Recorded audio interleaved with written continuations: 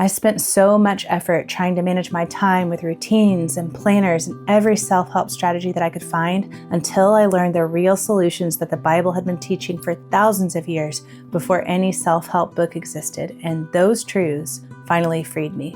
Once I made these shifts, my home became more peaceful and more fruitful. If you've been feeling behind, no matter how hard you try, stay with me, because by the end of this video, you'll see how the Bible offers a far more hopeful and effective way to approach your time, and how this shift can change everything about how you run your home. So let's go ahead and get into the first point, because this one was revolutionary for me. Before we get into the practical, because you know I like practical, we need to talk about the root issue that quietly erodes our peace as we seek to take care of the home. And that leads us to talking about productivity versus fruitfulness, what the Bible actually calls us to. Before I understand this, I lived like Martha. If you know, you know. When my to-do list felt like a mountain, my instinct was to push harder and move faster. But all that produced in me was a snappy, frantic version of me trying to muscle through the day in my own strength. It was not serving anyone. I was looking at my role through the wrong lens. I thought the goal was to be productive, but I was way off. My husband said something that completely reframed this for me. It was so wise. He said, and it's so true, the Bible does not call us to productivity. It calls us to fruitfulness. Martha looked productive. She was getting things done, preparing a home full of guests, including Jesus himself. But Jesus looked at Mary sitting quietly at his feet and said that she had chosen the better thing. Not because the work didn't matter, the work still had to be done, but because Mary was abiding in Christ first. And all our work has to come from that place. Productivity in the world's sense starts with self-sufficiency. I just need to try harder. Fruitfulness starts with dependence on the Lord and asking Him to supply what we lack, to give wisdom, to give strength, and to help us. The Bible actually calls us to do our work excellently and to do everything unto God's glory, but that kind of excellence requires His strength and His wisdom, not frantically striving on our own. So the goal isn't to pack our schedules, perfect our routines, or get every single task done. The goal is fruitfulness. And fruitfulness comes from abiding in Christ. So what do we do with that? Start by asking yourself a few simple questions, never to nasal gaze, but to move you toward greater fruitfulness. Ask yourself, am I carrying the burden of self-sufficiency? Am I actually leaning on the Lord for each day's work? Am I looking to Him for everything? Does my home feel frantic, or does it feel fruitful? What has my attitude been toward the work that God has given me? If you notice unhelpful or sinful patterns, simply repent, not with shame, but with relief. This is freedom. In Christ, you don't have to stay there. Seek the Lord each day for help, wisdom, and strength, and then walk faithfully in the good work that He's given you, one small step at a time. This is where real change begins, at the root level, at the heart level. If fruitfulness begins with abiding, the next question becomes, how do we actually live this out in the day-to-day? Because Scripture does not just shape our mindset, it also gives us a framework for building habits that lead to long-lasting fruitfulness. And if you've been feeling that pull towards greater fruitfulness, but you don't know where to start, I created a free masterclass that walks you through how to build simple, tiny rhythms that are based on values and fit your actual life and season. It's biblical and it's extremely practical. You can grab it down below. It's totally free. But let's get back to it. I want to talk about how to grow in fruitfulness practically. Before I understood what I know now, I assumed that a home that ran well required a massive overhaul if things weren't running well. So a whole house clean out or a full-on reorganization or some miracle burst of motivation that would fix everything in a day. But because I never had the time or energy for those big overhauls, I would just not take care of things. And then slowly everything would pile up and start to feel suffocating. So self-help would call this getting 1% better every day. But Scripture actually taught this principle long before James Clear ever wrote Atomic Habits. Jesus said in Luke 16:10, "One who is faithful in very little is also faithful in much." Proverbs praises the one who gains little by little, calling steady faithfulness like this wise and prudent. And it actually warns against gaining things speedily because that kind of progress rarely lasts. Proverbs also tells us to consider the ant, a tiny creature doing the same small task every single day. She follows the same trail and stays focused. She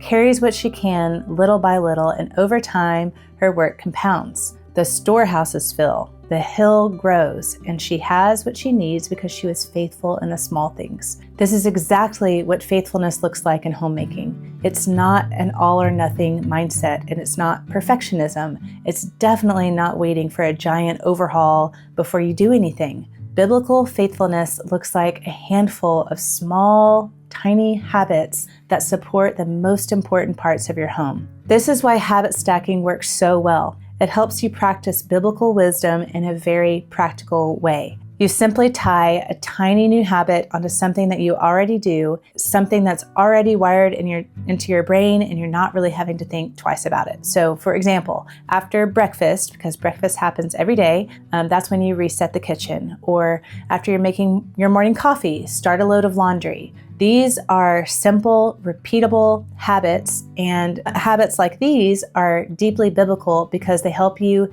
be a good steward, to be faithful in the small things in your home, and they truly compound over time. So to apply this, think of one pain point in your home. Is it laundry? Is dinner always running late? Is the kitchen having a hard time staying clean? What are one or two tiny habits that would make that area better or help you steward that space more faithfully? Keep the habit small, 2 minutes or less, especially at first. The goal is to simply show up and start, and then ask yourself, where can I stack this onto a God-given rhythm? God built the world on rhythms: mornings, evenings, meals, rest time, bedtime. These moments already happen without you having to think about them. So just go with the grain of His creation and tack your habit onto those anchors, and then name it clearly. After I make coffee, or after I wake up, I will start a load of laundry.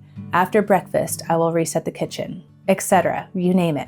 These tiny habits will move you toward greater faithfulness in your home. Now, here's the part that most productivity books miss entirely. Why do small habits even matter for the Christian homemaker? Because for us, habits are not just about what we do, they are about who we are becoming. And this is where things get really powerful. By the way, if we haven't met yet, my name is Lauren. I'm a homeschooling mom of 5. And here on this channel, I help homemakers very practically bring rhythm and rest into the heart of their home. If that sounds like something you need, don't forget to like, subscribe, and tap that notification bell so that you don't miss my weekly videos. For a long time, I believed something that quietly held me back without me really realizing it. I used to say to myself that I just was not naturally organized. I was not being dramatic, or I didn't really think much of it. It just felt true. So I assumed that I just really couldn't change. It's just who I was. I've learned a lot through the years that that is not true, but I've also watched one of my kids wrestle with something similar. She's wildly creative. She loves to build and craft. She loves storytelling. It all comes so naturally to her.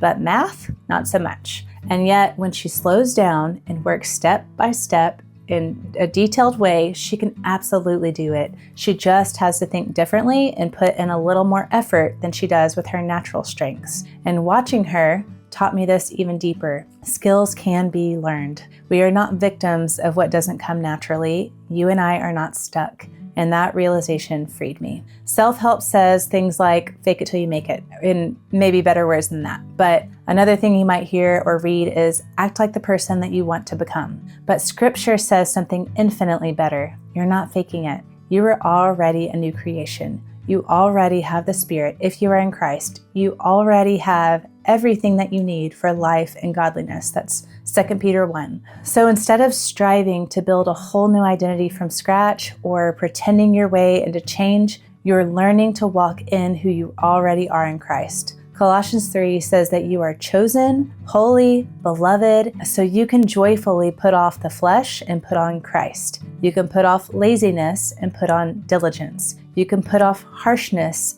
and put off gentleness. You can put off frantic striving and cultivate peace and trust in the Lord's providence. And this is where habits become deeply meaningful. Habits are simply practical expressions of your identity in Christ. When you run a load of laundry, you're practicing diligence. When you prep dinner, you're nourishing and stewarding your home and the people in it. When you pause and breathe and pray before correcting a child rather than reacting to them, you are walking in the patience that the Holy Spirit produces in you. When you tidy a room, you're cultivating order and hospitality. Your habits matter because your identity in Christ gives them meaning. So think through this in your own home. What Christ-like qualities do you long to grow in? Is it patience, diligence, faithfulness? What attitudes or habits do you need to put off? And what qualities do you want to put on instead? What do you hope the atmosphere of your home feels like? And one day, what do you hope your children will describe?